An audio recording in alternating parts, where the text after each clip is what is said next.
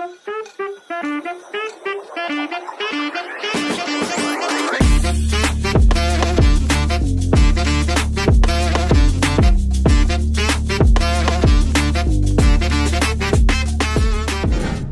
मैं weight gain से related जो स्ट्रगल है उसके बारे में डिस्कस करूंगा।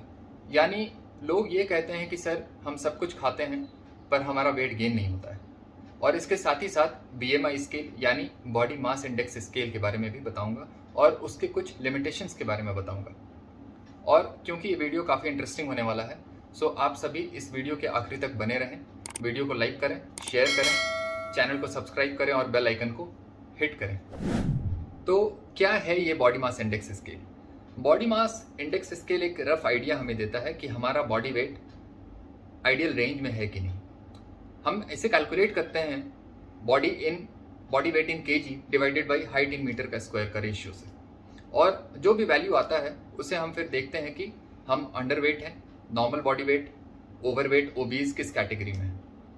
तो प्रॉब्लम इस स्केल का ये है कि ये स्केलेटल मसल मास और फैट मास को डिफ्रेंशिएट नहीं करता है।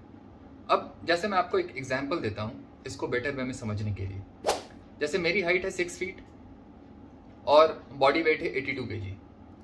सेम इस हाइट में होते हुए किसी बंदे की बॉडी वेट सेम हो सकती है 80-82 kg, पर अगर वो जिम नहीं कर रहा होगा, इतने लंबे समय से उसकी एक्सरसाइज की अगर हिस्ट्री नहीं है, वो एथलीट नहीं है, तो डेफिनेटली उसका बॉडी वेट का जो कंट्रीब्यूशन है वो बेसिकली फैट मास से आ रहा है, स्केलेटल मसल मास नहीं है। तो 82 kg जब होगा तो एंटायरली उसकी बॉडी कॉम्पोजिशन अलग होगी, हाथ पैर सूखे होंगे और सेंट्रल ओबेसिटी होगा।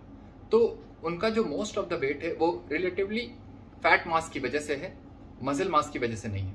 तो आप अपने वेट गेन गोल को आप किस तरह ले रहे हैं वो मैटर करता है काफ़ी। सिंपली आप वेट गेन के लिए अब प्रॉब्लम ये है, देखिए कई बार क्या होता है, वेट गेन के लिए बहुत सारे ट्रेनर्स जो हैं, फिटनेस ट्रेनर्स भी हैं, वो लीन लोगों को, बिगनर्स को बोलते हैं कि सर आप तो कुछ भी खा सकते हैं, आप तो बहुत दुबले हैं, आप तो मैगी खा लीजिए, नूडल्स खा लीजिए, पास्ता खा लीजिए, पिज़्ज़ा भी खा लीजिए, सभी कुछ खा लीजिए।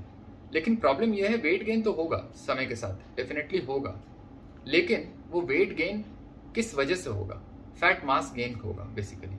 और जिम अगर वो सही कर रहे हैं और अपनी डाइट को सही से नहीं कर रहे हैं वो फॉलो, मतलब उनको ये पता होना चाहिए कि मेरा डाइट क्या होना चाहिए।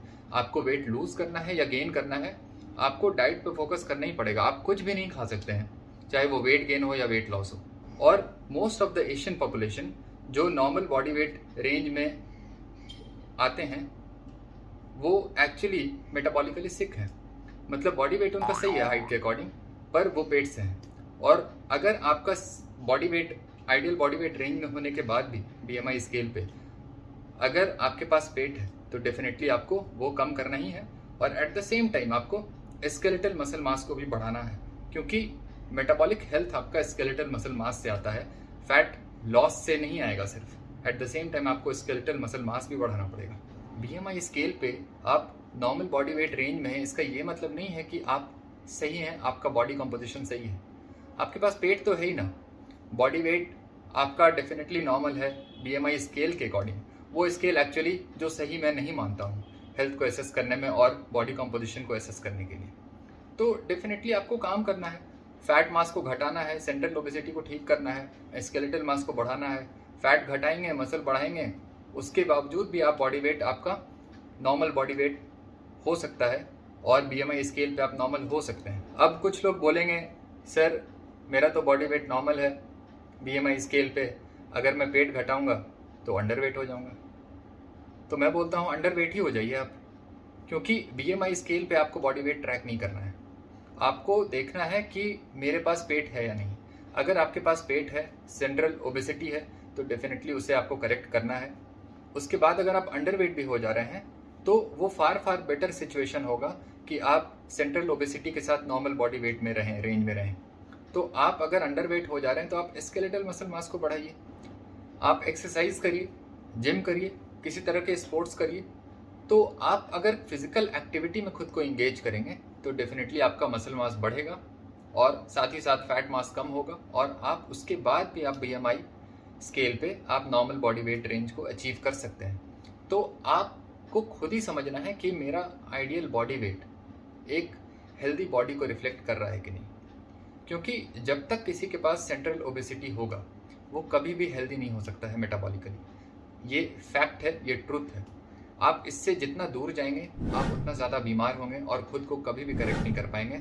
मल्टीपल पिल्स चलेगा उसके लिए, बहुत सारी दवाइयाँ हैं मेटाबॉलिक इलनेस के लिए, diabetes, hypertension, gout, thyroid illness, तो सभी चीज़ों के लिए फिर दवाएं शुरू होंगी आपकी और जो कभी नहीं बंद होंगी।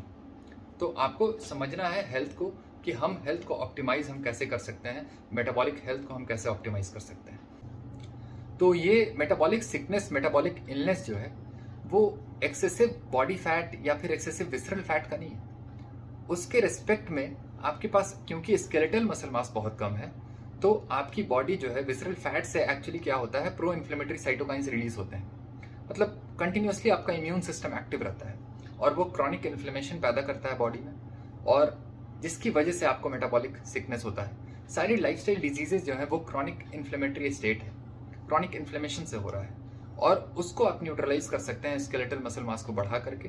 वो स्केलेटल मसल मास जो एंटी इन्फ्लेमेटरी साइटोकाइंस रिलीज करता है वही प्रो इन्फ्लेमेटरी साइटोकाइंस को, जो बेसिकली फैट से, विसरल फैट से रिलीज हो रहा है, उसको न्यूट्रलाइज करता है और आप अपने हेल्थ स्टेटस को बेटर कर सकते हैं, अपने मेटाबॉलिक हेल्थ को बेटर कर सकते हैं। और मुझे ऐसा लगता है कि अब थोड़ा सा कॉन्सेप्ट आप सभी का क्लियर हुआ होगा।